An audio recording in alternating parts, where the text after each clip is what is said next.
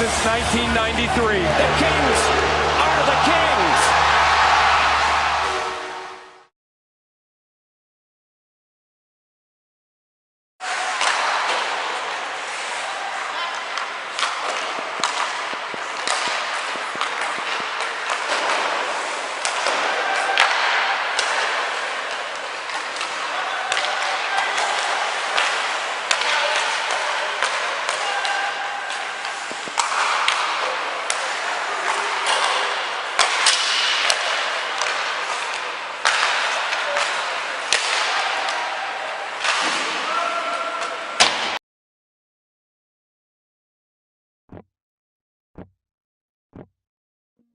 Well, you see, sweetie, when a fan base loves a sport very much, that fan base is slapped in the face repeatedly and loses out on potentially an entire year of the game they love. Changes for the new CBA are being argued by both the players and the owners.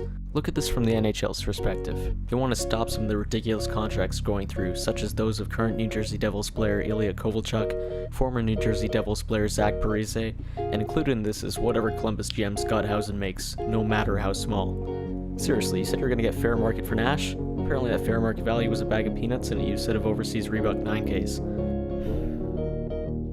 Anyway, revenue has gone up since the last lockout, and they're expected to take pay cuts on Don Fair's watch. With Mike Weber from the Buffalo Sabres, I don't imagine you figured your first competitive hockey of the season would be in a charity event in Windsor.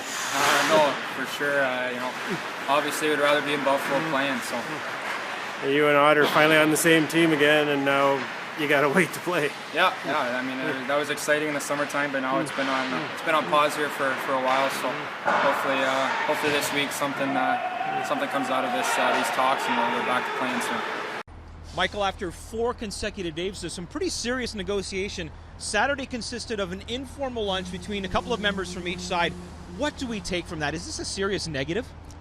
Well, I think it's a positive that they did meet for lunch. I think obviously we saw Friday night things kind of go the wrong way in terms of the tone. I think there was a lot of frustration on each side, and so the fact that they got together for lunch, there are an effort to sort of mend some fences. But let's emphasize what we don't know. We don't know who paid.